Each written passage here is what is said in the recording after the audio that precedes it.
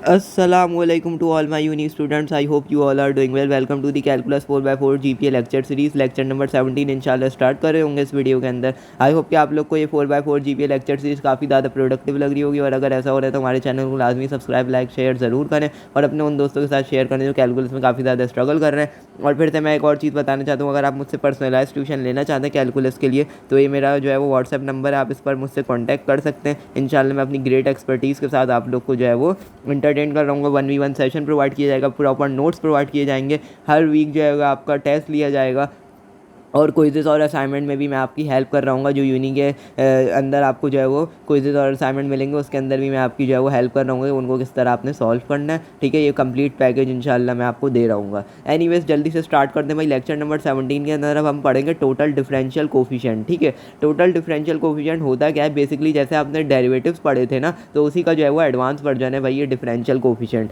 अब मतलब let's suppose अगर मेरे पास कोई भी एक फंक्शन है, ठीक है, कोई भी एक फंक्शन है किसी भी वेरिएबल का, मतलब लेट से अगर मैं बोलूँ कि भाई एक z मेरे पास एक फंक्शन है x और y वेरिएबल का, जैसे यहाँ पे बताया हुआ है कि भाई x और y जो है वो फंक्शन है, तो इसका मतलब क्या है कि अगर मैं यहाँ पे कोई भी एक फंक्शन ले लूँ जैसे 3x² प्लस का 2xy, तो अब मुझे एक चीज़ पता है कि भाई x और y के ऊपर जो है वो वैल्यू डिपेंड कर रही है z की। ठीक है ना, जो भी फंक्शन होता है वो अपने वेरिएबल्स की वैल्यूज़ पर डिपेंड करता है ना भाई, ये चीज़ तो आपने बचपन से पढ़ी है। मतलब अगर उसके वेरिएबल्स x और y हैं तो x और y की वैल्यू चेंज करने से z की वैल्यू चेंज हो जाएगी। इसी तरह अगर यहाँ पे कोई और फंक्शन होते हैं, मतलब कोई और वेरिएबल फंक्शन हो जाते a और b हो जाते, तो वहाँ पे जो है वो हम फिर वो यूज़ कर रहे होते हैं। लेकिन अभी हमें बताया गया है कि भाई z जो है वो ऐसा फंक्शन है दो वेरिएबल वाला जिसके अंदर x और y मौजूद है, तो हमें क्या पता चल रहा है कि भाई x और y की वैल्यू चेंज करने से हमें z की वैल्यू भी चेंज होगी। तो वो यही चीज़ बताना चाह रहे हैं कि भाई अब जो है वो z जो है वो डिनोट कर रहे हैं और डिफाइन कर रहे हैं dz से, मतलब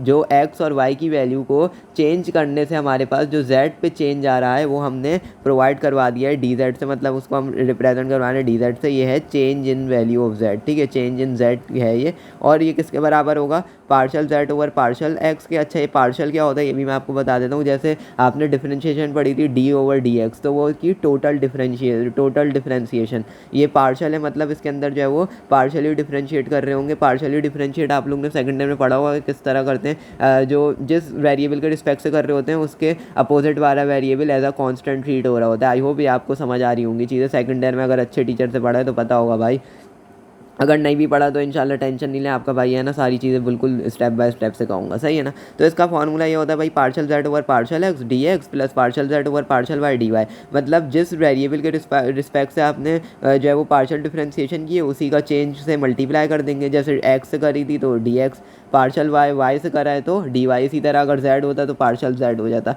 तो ये दो फंक्शन वाला वेरिएबल था। अब क्या होता है, कभी कभी तीन वेरिएबल वाला भी फंक्शन आ जाता है। जैसे यहाँ पे आप देखो तो x y z w को जो है वो हमने कंसिडर किया हुआ है कि भाई वो फंक्शन है वेरिएबल वाला तीन। तो अब टोटल डिफरेंशिएशन किस तरह होगी भाई, वही चीज़ मैंने आपको बताई भी है। आप इसी तरह चार का भी निकाल सकते हैं। अगर चार वेरिएबल है कोई बात नहीं, उसको जिस रिस्पेक्ट से आप करेंगे ना डिफरेंशिएट, तो उसी के वेरिएबल से मल्टीप्लाई कर देंगे। जैसे ये देखें पार्शल एक्स था तो डी एक्स से मल्टीप्लाई करवा दिया, फिर प्लस लगाया, फिर उसी वेरिएबल को पार्शल डब्ल्यू ओवर पार्शल वाई के रिस्पेक्ट से किया तो डी वाई लगा दिया, जेड के रिस्पेक्ट से किया तो डी जेड लगा दिया, और इसी तरह चलता रहेगा। आई होप कि आप लोग को ये चीज़ समझ आ रही होगी। नाउ अब ये क्या होता है कि भाई हम जब सवाल करेंगे तो it will make more sense, right. तो अब एक और चीज़ मैं बताना चाह रहा था कि भाई एब्सोल्यूट एरर भी कभी कभी निकालने को दे देता है, या रिलेटिव एरर भी दे देता है, या परसेंट एरर भी दे देता है। तो ये तीनों एक ही चीज़ हैं। तो क्या होता है कि भाई अगर मुझे डी थीटा गिवन है तो उसको हम एक्चुअली एब्सोल्यूट एरर बोल रहे होते हैं, और अगर हम D theta over D theta कर दें, मतलब डी थीटा को थीटा से डिवाइड करवा दें, तो वो रिलेटिव एरर बन जाएगा। और अगर परसेंट एरर निकालना है तो उसी चीज़ को बस मल्टीप्लाई बाय 100 कर देंगे तो हमारे पास वो जो है वो परसेंट एरर बन जाएगा। आई होप कि ये चीज़ आपको समझ आ रही होगी। नाउ क्वेश्चन की तरफ मूव करते हैं। इसका एक जो है वो पहले बेसिक क्वेश्चन करेंगे, फिर उसके बाद एडवांस पर चलेंगे ताकि आप लोग की तैयारी अच्छी हो सके। वो क्या बोलता है भाई, if you x comma y equal to under root x plus 2y and x changes from 3 to 2.98 while y changes from 0.5 to 0.51, find approximate change in you. तो हमें चेंज इन यू निकालना है बेसिकली। तो change in you का मतलब वही हो गया कि मतलब यहाँ पे क्या निकालना है, डी यू निकालना है, मतलब टोटल डिफरेंशियल कोफिशिएंट निकालना है। यहाँ पे भाई जब भी चेंज की बात आएगी ना, चेंज निकालने की, अप्रॉक्स चेंज निकालने की, तो वहाँ पे आपको आंखें बंद करके पता होना चाहिए भाई ये वाला सवाल जो है वो टोटल डिफरेंशियल कोफिशिएंट का है। क्योंकि ये देखें दो वेरिएबल वाला फंक्शन भी आ गया, एक्स और वाई दो वेरिएबल आ गए, और जो हम ऊपर पढ़ चुके हैं तो हमें पता है कि भाई क्या होगा। तो हम जल्दी से मैं यहाँ पे लिख देता हूँ भाई u इज़ अ फंक्शन। हमें पता है कि u इज़ अ फंक्शन है, किसका फंक्शन है बच्चों, x और y का फंक्शन है। ठीक है, u is a function of two variables of x and y। ठीक है, यहाँ पे मैं लिख देता हूँ। अच्छा जी, अब यहाँ पे एक और चीज़ है कि आपको यहाँ से पता चलना चाहिए किसका फंक्शन है। अगर u into W comma x होता तो इसका मतलब u किसका फंक्शन होता, w और x का। ठीक है ना, आई होप कि ये चीज़ आपको समझ आ रही होगी। यहाँ पे वेरिएबल चेंज हो सकते हैं, वेरी कर सकते हैं, तो इसलिए आपको रट्टे नहीं लगाने के x और y का u फंक्शन होगा, उसके अलावा कुछ भी आ रहा है तो आप समझो अरे ये तो दूसरा कोई सवाल आ गया। नहीं भाई, ऐसा नहीं है बिल्कुल भी।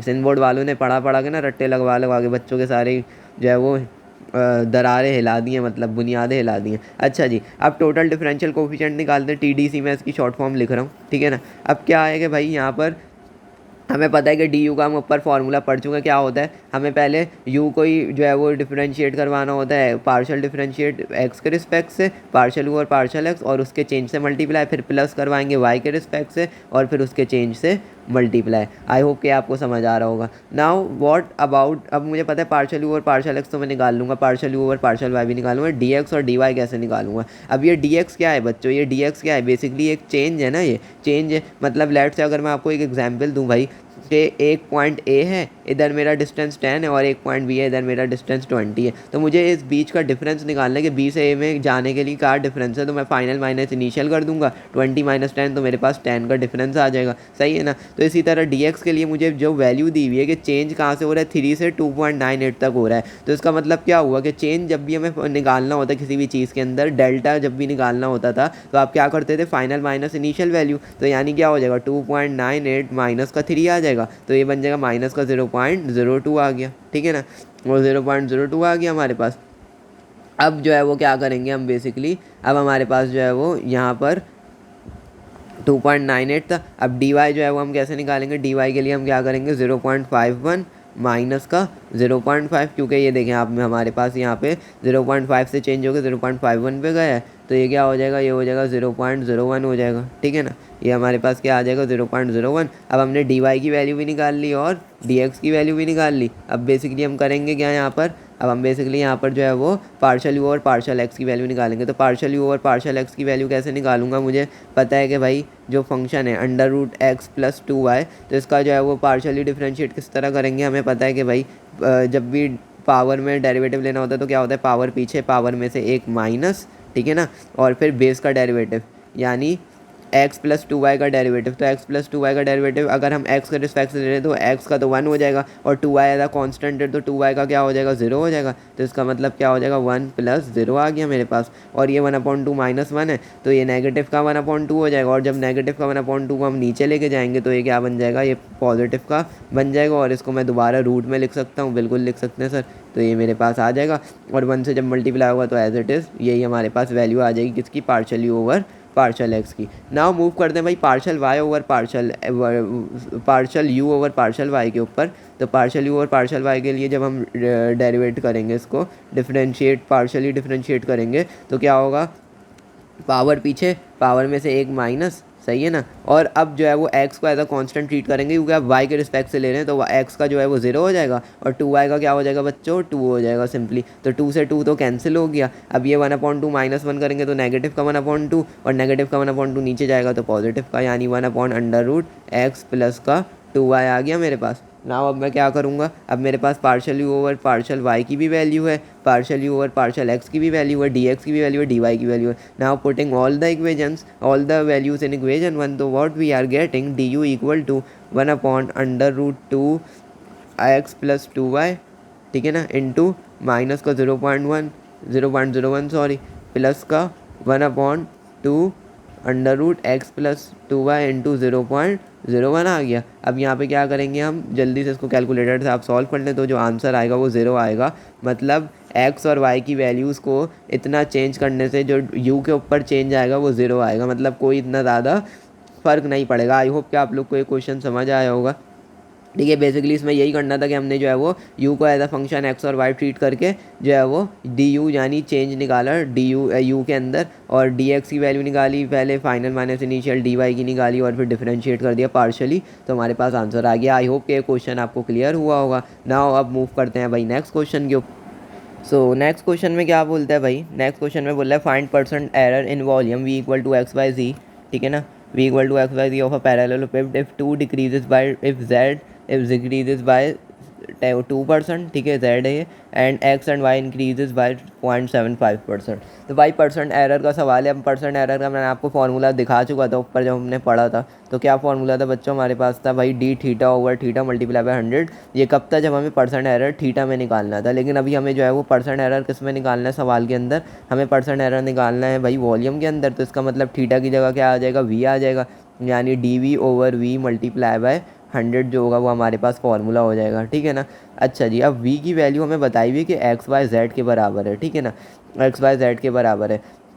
अब यानी v जो है वो फंक्शन है 3 वेरिएबल वाला, एक्स वाई जेड, मतलब एक्स वाई जेड के ऊपर इसकी वैल्यू डिपेंड करेगी। एक्स वाई जेड जितना चेंज होगा उसी के हिसाब से जो है वो v के अंदर चेंज आ रहा होगा। तो अब हम इसका फार्मूला लिख देते हैं। 3 वेरिएबल वाले फंक्शन का फार्मूला भी मैं ऊपर पढ़ा चुका था। तो क्या था भाई, partial v over partial x multiply करवा दोगे चेंज उसी के वेरिएबल से, प्लस फिर पार्शल v को जो है वो पार्शल y के साथ करवाएंगे, फिर उसके चेंज से मल्टीप्लाई, इसी तरह फिर v को जो है वो z के साथ करवाएंगे और फिर dz से मल्टीप्लाई। आई होप कि ये जो बेसिक चीज़ ये अब आपकी जो है वो बेस क्लियर हो गई होगी कि हमने जो है वो ये क्यों काम किया है ऐसा। ठीक है ना उसकी मैं डिटेल में नहीं जाऊँगा इतना, क्योंकि मैं पहले ही बता चुका हूँ।